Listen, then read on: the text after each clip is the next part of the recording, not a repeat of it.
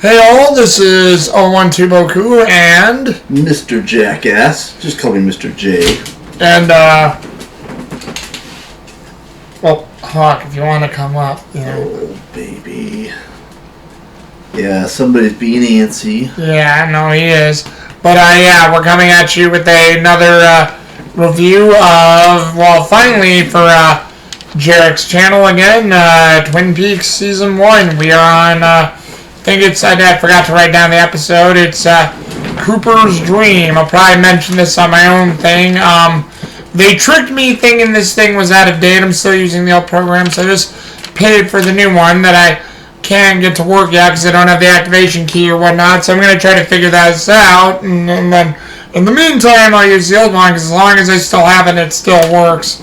Fuck the new one right now because until I figure it out, yeah, screw that crap, and hopefully I didn't just waste my money. But other than that, Jherick's going to give his thoughts in this episode since it's his channel that this is on. So take it away, Jherick. What do you remember about Cooper's Dreams? Is the episode for Twin Peaks is aptly told. Kind of refresh my memory a little. Which one was? Well, this one is right after they met the one-armed man. They go to Jacques Renault's cabin, you know, because they found the connection to Flesh World. Leo Johnson had just finished getting, you know, Jacques Renault in a hiding place. You know, Leo Johnson also gets shot in the episode. They go. This is the one where Leland starts kind of losing his mind at that dance. Yeah, well, yeah, and then you know, Jerry showed up with the Icelanders. The Icelanders were keeping Cooper up on his floor. Yeah. There's the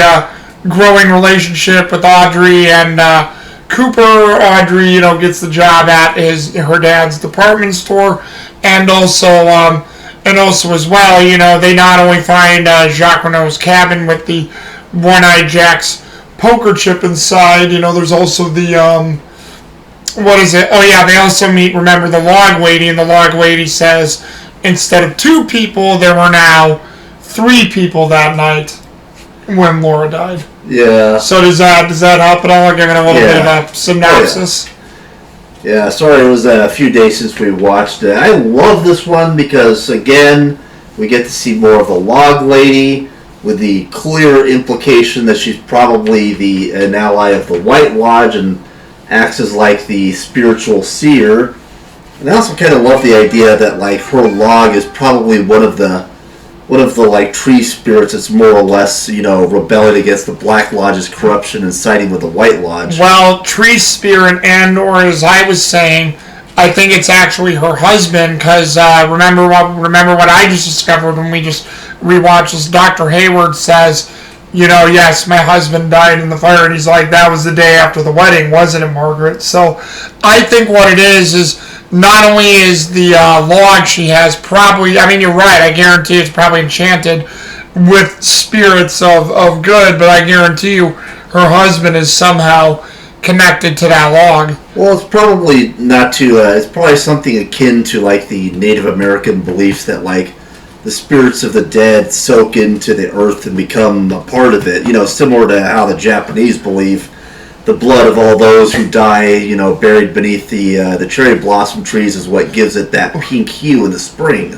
Here's another thing I'll throw out you for that for discussion for this episode, because considering that we've known, because if you guys have remembered through episodes, I think it's mentioned through episode 2 or 3, so it's been 2 or 3 episodes since it was mentioned.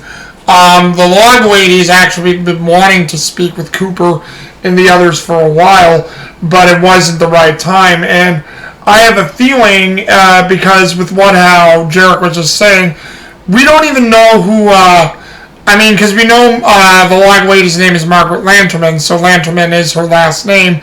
However, the funny thing is, we don't know if her husband was Native American, another sort of white man, maybe maybe a little taboo for the time of 1989, 1990, a black man even. We really don't know, but... Well,